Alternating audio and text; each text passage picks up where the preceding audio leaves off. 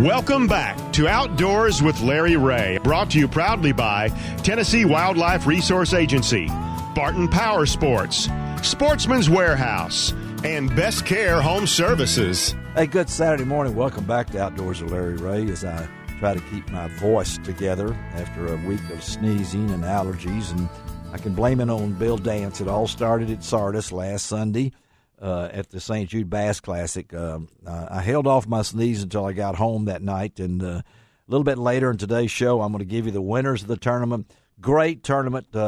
Two teams, both went over 22 pounds for 5-fish limit. Big bass, 6.26. Had a great time with Dance down there, but really enjoyed and was really honored to be the weighmaster of the 46th annual Mid-South St. Jude Bass Classic. And speaking of a guy that's been around for a while, too, I don't want to age him, but we're really happy to get him on the show this morning on the first Saturday of the month, which means Dave Gabbert is on the line from Vegas. Dave, you're still there, right? Okay. You're still there. Stay out of the casino. And then Gene Smith is still with us. Good morning, Gene. And we're going to talk now to our good friend Steve McCadams out of Paris, Tennessee. Actually, couldn't get him last week, but this probably works out better because a lot of things going on for Steve right now, and we want to get his thoughts on a couple of things. Good morning, Steve. Good morning, Larry. Good to be back with you. Thank you, buddy. And let's talk for just a minute before we get into what now is probably the great job that you guys have done with your casting for a cure fishing event.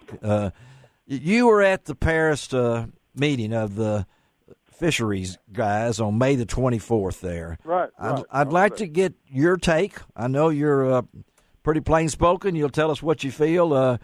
How do you think the meeting went? Did you learn some things out of there? Give me your take on the meeting.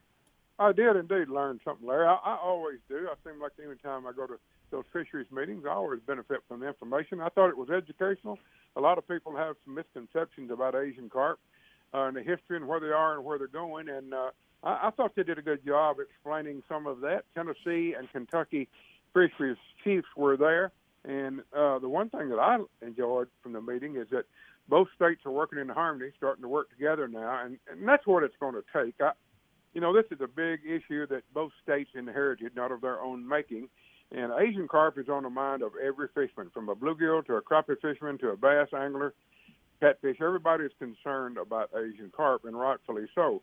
But it's going to take more than just an individual state or two states working together because, first of all, the states don't have the personnel and the budget to really tackle this big issue. Mm-hmm. And I think by Kentucky and Tennessee working together, hopefully we can started getting some federal agencies involved. U.S. Fish and Wildlife Service, TVA, and the Corps of Engineers is going to have to weigh in on this and work with the states in some kind of a coalition.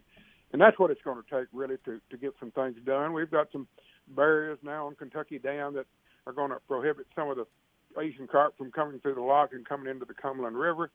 It may be down on Pickwick later on, and Kentucky Dam is not there yet, but those are the kind of things, and looking at the big picture, that hopefully we can make it harder for that carp to get in the reservoir and keep coming in. What was the crowd good? I mean, did you have a pretty good turnout? Big crowd. I was very impressed. We probably had well over 300 people. Really? It was standing room only crowd. And it was a good crowd. Nobody got out of line. There were concerned comments made at the very end. A lot of people are concerned about the crappie fishery here. Yes. And as well as the bass fishery has suffered. Our crappie are thin. The shad population appears to be down. There's a lot of red flags. Whether or not it's directly tied to the Asian carp is an unknown right now. But the conception or the perception of the average everyday angler is that the Asian carp is bad news. And they want him controlled. They want him controlled by commercial fishermen, hopefully taking more fish out. And Tennessee is going to start supplementing what commercial fishermen are getting paid per pound. So that's an incentive to get more guys taking a few more fish out. That will help, but it's going to take the federal agencies and the states working together because Tennessee can't do it by themselves, nor can Kentucky. No. And I know you it's your livelihood, buddy. I mean, you've been doing this a long time as a fishing guide and things like that. Are there concerns from your clients? You know, I mean, are you, when people call, do they say, well, am I going to have this and that? Yeah, there is a lot of concern out there. There really is. They've seen it in other states. Yeah. Illinois, Indiana, places up north have been concerned about it, as well as all the Mississippi River. And wherever the carp have come, whether it's an oxbow or another river system in Illinois River, for example, their other game fishing has gone down. And people have heard that. And Internet is just wild with that's sometimes right. true stories and sometimes falsehoods. But, right, Yes, people are concerned. Well, I know, and again, we're talking to Steve McCadams, our good friend, waterfowl and fishing guide on Kentucky Lake. And Steve, I know, put that aside, and thanks. I knew you would give us your take on that, but you also are heavily involved, and this kind of is I'll write about in Sunday's commercial appeal here. We're getting ready to kick off the junior fishing rodeo circuit, so to speak, now. And a lot of them are scheduled beginning this coming up Saturday. And I know you have one of the biggest, and you guys have put a lot into. I think this is, your 18th annual? I mean, 18th year. It sure is. I don't know where the time's gone, but it is 18 years.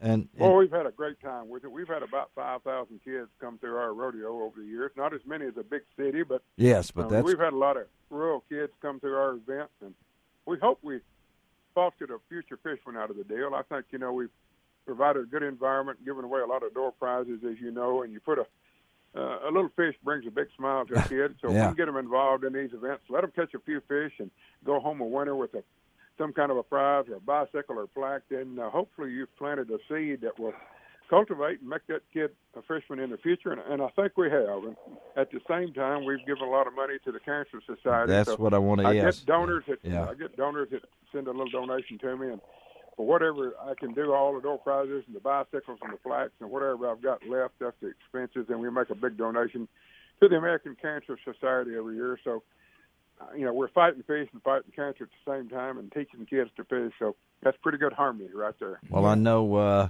at the St. Jude Bass Classic last Saturday, there was like 20 kids that they didn't fish. They raised money for St. Jude, and those 20 teams raised almost $170,000 just for that. And the tournament itself will be pushing over $5 million in donuts. And you know firsthand, don't you, Steve? I mean, tell our listeners why you do this. Well, I do. I'm a cancer survivor, and I had non-Hodgkin's lymphoma. How long ago? How many? 19 years ago. I'm 19 years old. Wow. So, okay. A year after my treatments when we started the rodeo, and that's how it kind of got born. And so I know what it's like, and I would encourage your listeners not to wait for somebody in their family or a friend or anybody to suffer with cancer to go ahead and donate early and let us help us fight the fight. And fight the fight, and that's why Casting for a Cure, and it will be at McKenzie City Park Lake. I don't think that's where you started, was it? We didn't start it. We started at Carroll Lake at my old home territory, but we got a flood that messed us up, and Dave knows about that. But really? TWA helped me stop catfishing a little city park lake, and boy, we deliver them. And the time the kids start fishing, they're hungry because we don't feed them for about 2 days. And when those kids throw the barbers out there, they are.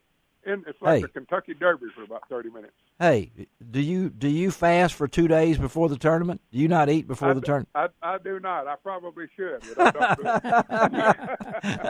do it. We talk a lot about that, and Dave, I know you're listening, and Gene's listening on this too. These events are so important. And I really like what Steve's done. It's a two-way deal here, Dave. Because he's American Cancer Society, but I think this is maybe the TWRA has done this. Dave, you've done it in the past. I'm really going to miss you putting all the tents together and everything like that. Dave had those TWRA rodeos down pat, but I know that it's a labor of love, right, Dave? Oh yeah, it's always a good feeling to watching these young anglers come out, and probably the first time they probably ever tried to experience throwing, tackle. Yeah. And catching that first fish and stuff. And but it's one of the things that, like Steve said, maybe you'll instill in something. Like I've got a 10-year-old grandson right now that is just fishing crazy. There you go. There you go. Yeah, he would rather go fishing than anything. Well, that's that's why Steve likes to hear this. And Steve, I heard a rumor. Now you got to tell me this. I know you started at Kiera Lake, and you're now at this City Park Lake in McKenzie. Is it true that this lake is maybe a punt away from the football stadium at Bethel? It is. You're exactly right. You're exactly right. So some of these little 5-year-old, 6-year-old kids, who knows, someday they may be bass fishing for Bethel. That's exactly right. If they had a fishing team when I went, I'd have had better grades too. Oh well, we can check on that. Do you have any eligibility left? Are you out of eligibility? I'm afraid I'm too old. They'd probably take me back over there in the grandfather clause, but I think we're right next door to Bethel is right. So you're right. There's a lot of kids that have come and gone right through that little town that has got a fishing reputation. I think in our final 2 minutes, we need to whistle out to Steve's alma mater, because he did go to Bethel. Never in your wildest dreams thought, Steve, that Bethel would become the hotbed for bass fishing. I know that. Never realized they'd have shooting teams or fishing teams and things of that nature. And that's great, because you get a lot more kids involved, or hopefully keep them in college that otherwise might not stay there with you. But I realize that's a great institution over there, and it'll always be home. Yeah. Well, tell the kids now. You kids, this is a week from today. This is on June the 9th, and you can go. I know you can go to Steve's website. What's that? Steve McCadams. What is that website again? Yeah, SteveMcAdams.com, or just shoot me an email at stevemc@charter.net. That's my. And that'll get you. Location. That'll get you. And McKenzie, Tennessee, next Saturday morning, which is incidentally free fishing day in Tennessee. It is that. We're going to talk about that. You must know. Not that the kids have to worry about the big license, but it's a good day to get anybody out. Yeah, anywhere. And I know a lot of people stay around after the rodeo and like to fish, right? Yes, sir. They do that. Oh, you got that right. There's a lot of them stay around there and catch those released catfish because they like it. They like it. Steve McCadams, thank you, buddy. Have a great one, and we'll talk to you down the road, okay? Thank you. Great to be with you, Larry. All right, thank you, man. All right, Gene Smith and Dave Garrett are going to hang on now. We're going to take a break, and we're going to see if we can hook up with Tim Broadbent and talk a little bit more fisheries from TWRA Region 1. We'll be right back.